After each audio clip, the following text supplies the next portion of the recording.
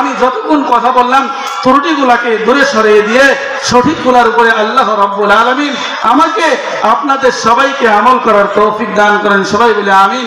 এই মাদ্রাসাকে কবুল করে নেন, এই মাদ্রাসাকে কিয়ামত পর্যন্ত জারি করে দেন। বিশ্বের আনাচে কানাচে যত মাদ্রাসা আছে সব মাদ্রাসাকে আল্লাহ আপনি কবুল করে নেন। এলাকাবাসীর পায়ে ধরে বলছি, এলাকাবাসীর পায়ে ধরে বলছি, আপনারা এই কোরআন থেকে দূরে সরে যান না। আপনাদের সন্তানদেরকে এই মাদ্রাসায় ভর্তি করে দেন। মাদ্রাসায় বাচ্চারা কোরআন শিখবে।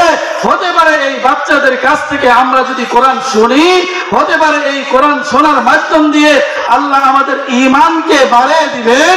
আর ঈমান বাড়বে, রাসূলের কথা অনুযায়ী অল্প আমল করব, নাজাতের ব্যবস্থা করে দিবেন।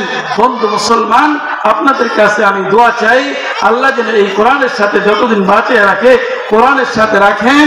আল্লাহ রাব্বুল আলামিন যতদিন বাঁচিয়ে রাখেন, সুস্থ শরীরে ঈমানি হালতে রাখেন, মৃত্যুর সময় কালেমা নসিব হয়। আল্লাহ রাব্বুল আলামিন আমাদের সবাইকে সেই তৌফিক দান করেন। আমিন। ওয়া আখির দাওয়ানা আলহামদুলিল্লাহি রাব্বিল আলামিন। আসসালামু আলাইকুম ওয়া রাহমাতুল্লাহ।